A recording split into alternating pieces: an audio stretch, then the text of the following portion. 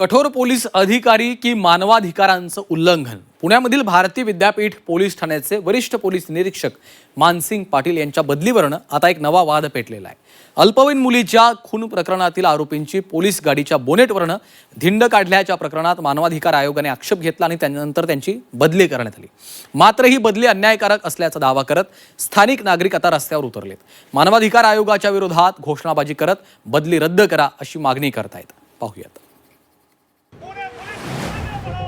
पुण्यातील भारतीय विद्यापीठ पोलीस ठाण्याबाहेर स्थानिक नागरिकांचं आंदोलन। एकच मागणी, वरिष्ठ पोलीस निरीक्षक मानसिंग पाटील यांची बदली त्वरित रद्द करा। यावेळी मानवाधिकार आयोगाविरोधात जोरदार घोषणाबाजी करण्यात आली। आता नेमकं प्रकरण काय आहे तेही पाहूया। अल्पवयीन मुलाच्या खून प्रकरणातील आरोपींची पोलीस गाडीच्या बोनेटवरून धिंड काढण्यात आली। पोलिसांच्या कृतीवर मानवाधिकार आयोगाने आक्षेप घेतला। मानवाधिकार मूल्यांचं उल्लंघन झाल्याचा ठपका ठेवण्यात आला। यानंतर मानसिंग पाटील या पोलीस अधिकाऱ्याची बदली करण्यात आली। मात्र ही बदली दबावातून झाल्याचा दावा स्थानिक नागरिक करतात। इतना बेहतरीन काम किया, हम सभी जनता उनके प्यार में, उनके साथ में जुड़ गए। आज इतना सुंदर वातावरण बना था, लेकिन जिस ढंग से मानवाधिकार, मैं मानवाधिकार से पूछना चाहता हूं, क्या पुलिस लोगों का अधिकार नहीं और जो जनता है उसका अधिकार नहीं है?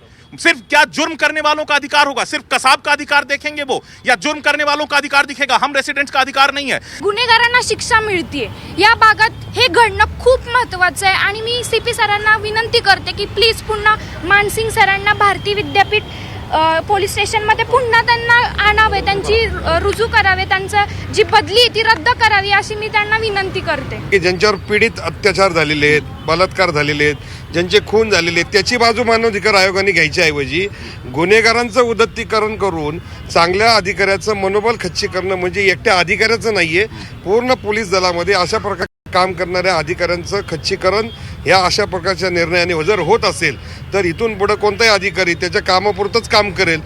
मानसिंग पाटील यांची कारकीर्द चर्चेचा विषय ठरली आहे। पुण्यात खडकी पोलीस ठाण्यात क्राईम पीआय म्हणून सुरुवात केली, त्यानंतर कोंढवा पोलीस ठाणे, पुढे काळेपडळ पोलीस ठाण्याचा स्वतंत्र कार्यभार, कुख्यात गुंड टिपू पठाणवर कारवाई, अवैध बांधकामांवर हातोड।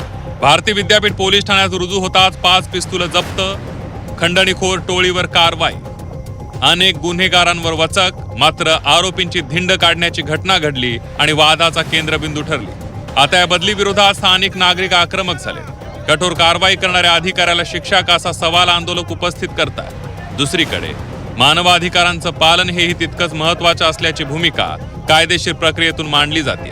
त्यामुळे या प्रकरणाने कायदा अंमलबजावणी आणि मानवाधिकार यांच्यातील समतोलाचा मुद्दा पुन्हा एकदा चर्चेत आणला।